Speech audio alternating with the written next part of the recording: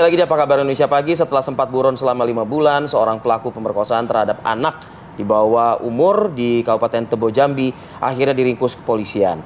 Namun di balik penangkapan pelaku tersebut, seorang oknum polisi di Polres sempat meminta dana ke ayah korban untuk biaya menangkap pelaku yang berada di kota Jambi. Pelaku sendiri berinisial MF, 19 tahun. Ini berhasil diringkus jajaran kepolisian di tempat kerjanya setelah sempat buron selama 5 bulan. Nah, ayah korban pun juga sempat memberikan keterangan dengan mengaku dana yang diminta oleh oknum polisi tersebut tidak diberikan dengan alasan ia tidak punya uang dan hanya sebagai pekerja serabutan. Akibat ulah oknum polisi tersebut, 3 anggota polisi Polres Tebo dipanggil dan dimintai keterangan oleh pihak Polda Jambi. Ya, kita coba akan dalami hal ini bersama dengan sejumlah narasumber, termasuk juga yang bersangkutan dalam hal ini adalah ayah korban.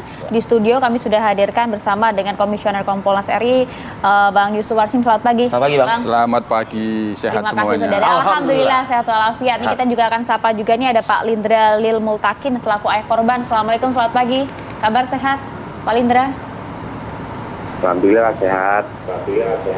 Alhamdulillah. Pak Lindra, kami ingin tahu Pak Lindra, ini kan prosesnya kemudian sudah diproses oleh Polda begitu ditangkap, ya. Sudah pelaku sudah ditangkap. Bapak juga sempat dimintai keterangan? Ya.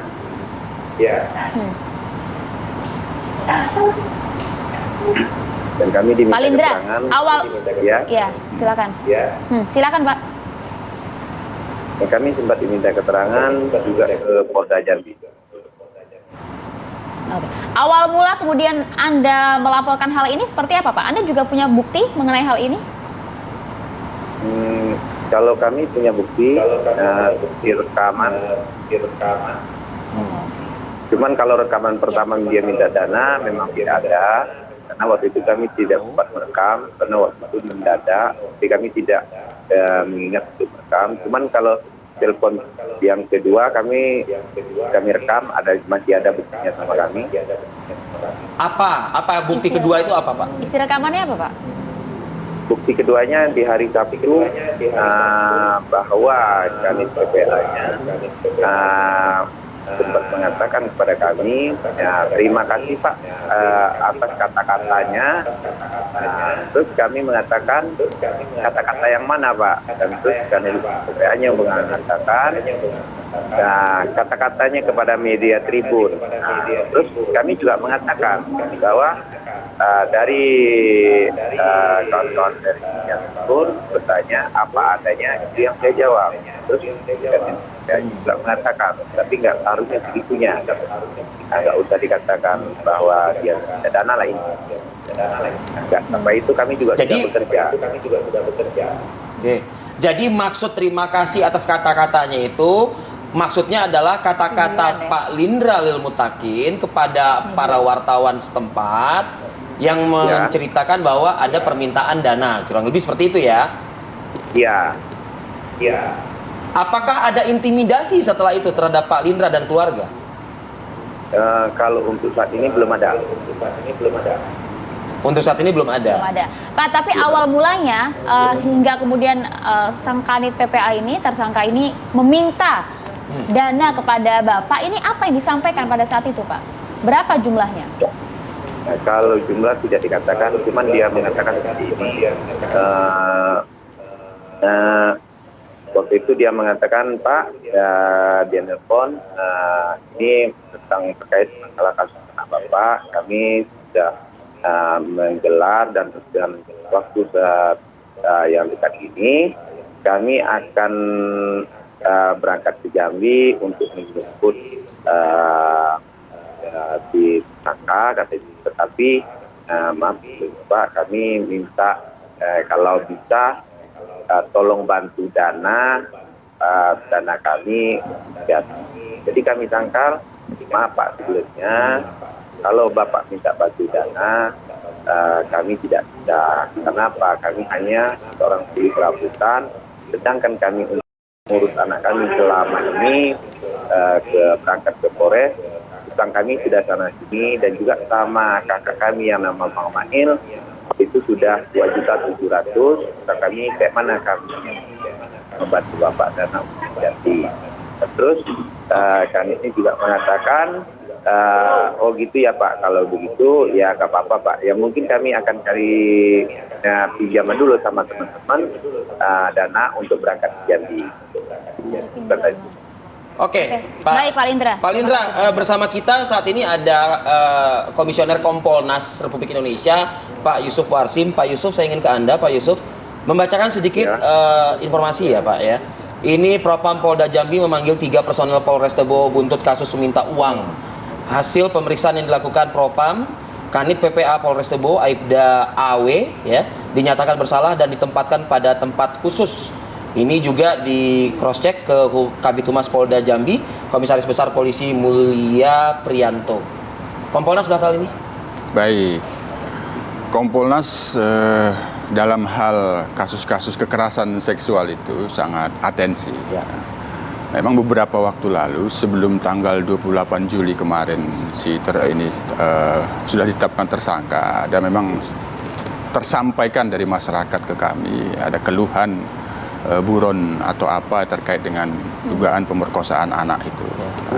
Ternyata ada kisah ini gitu, ada kisah ini. Nah, maka 2 hal dalam pantauan Kompolnas. Pertama, kasus pemerkosaan anak ini segera dituntaskan. Ya. Itu jangan sampai ada hambatan-hambatan lagi gitu. Yang kedua, kaitannya dengan keluhan orang tua korban dugaan permintaan dana. Ya.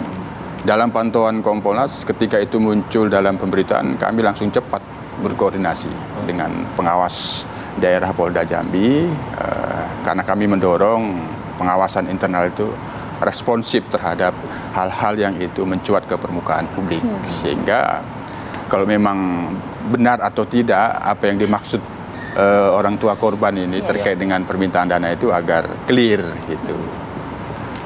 Yang kaitannya dengan penanganan kasus kekerasan seksual, kekerasan terhadap perempuan, tentu pengawasan responsif mendorong kami saat ini mengingatkan agar kepekaan dan sensitivitas itu sangat penting. Nah, memang ada beberapa hal-hal kaitan dengan penanganan kasus dalam pantauan Kompolnas kalau ke daerah. Ini mengapa terlambat? Ya, memang ada problem anggaran. Anggaran. Okay. Ini bukan dalam kasus ini. Oh iya. Dalam Berbagai kasus lain, maksudnya. Berapa sih sebetulnya grand budget anggaran Polri itu, Pak Yusuf? Ya. Nanti sama-sama. Itu sampai saya bertanya seperti itu kan, masa? Ya. Tidak semuanya tidak ada anggaran, ada kendala misalnya kan. Apalagi kalau itu buron mencari. Ya. Tentu hal-hal seperti ini ya, karena dia peka dan sensitif, tidak perlu didiskusikan dengan Gitu. para pihak lah, para pihak gitu. Ini bukan kasus Tebo gitu. Ada beberapa penanganan kasus Artinya ada terjadi selain ini? Bukan gitu? terjadi tapi terlihat ada seperti hambatan, gitu.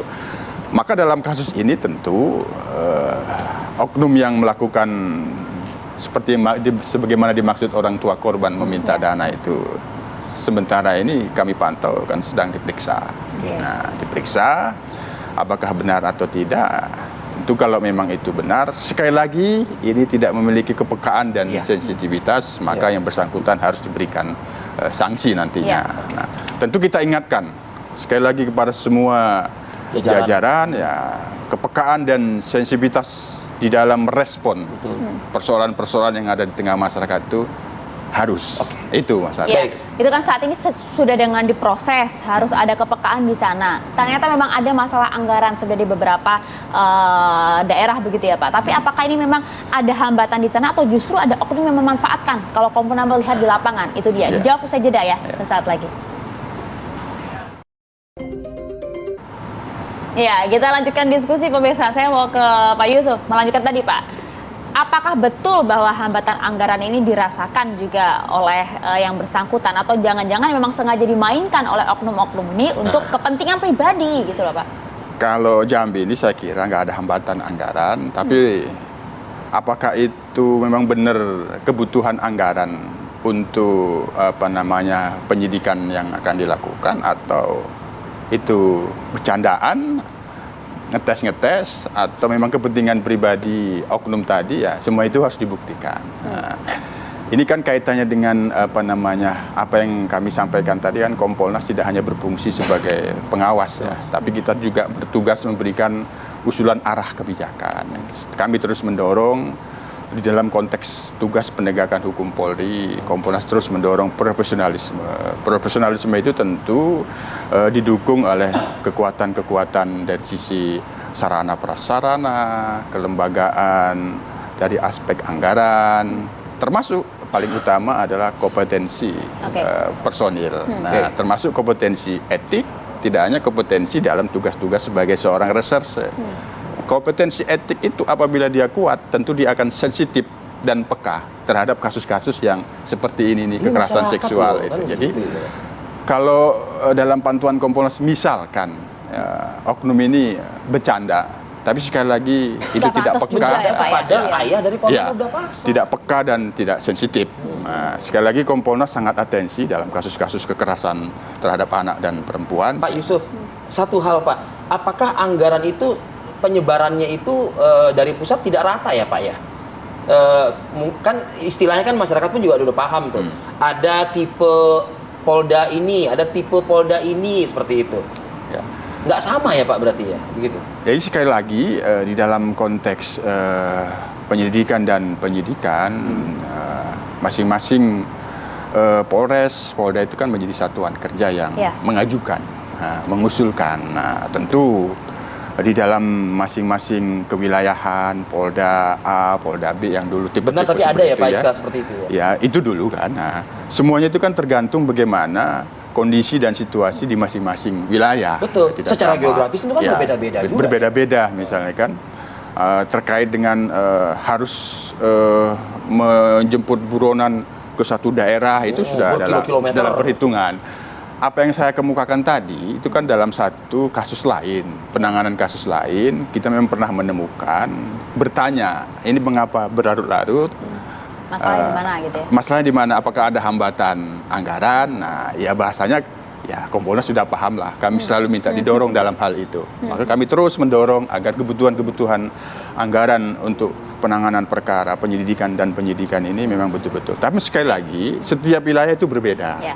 Tapi kan apapun itu kan hal seperti ini kan tidak sepatutnya dilakukan kan ya Pak ya? Ya kalau itu ada hambatan anggaran, seorang penyidik harus mengajukan ke pimpinan. Ya, itu dia, curhatnya bukan ke korban. Bukan ke korban. Korban tidak dibungkit biaya apapun lah ibaratnya begitu ya. Para pihak tidak diajak mendiskusikan terkait dengan persoalan-persoalan yang itu menjadi yang harus dilaksanakan oleh penyidik. Oke, sebelum saya kembali lagi ke korban terakhir ini, sedikit dari Pak Yusuf, Pak, saya mintakan juga bagaimana memulihkan kepercayaan publik bahwa jika saya kehilangan satu barang, saya enggan melapor ke polisi karena apa? Untuk mengembalikan barang saya itu saya harus keluar juga seharga dengan barang itu. Bagaimana Pak menjawab itu kepada publik begitu loh Pak?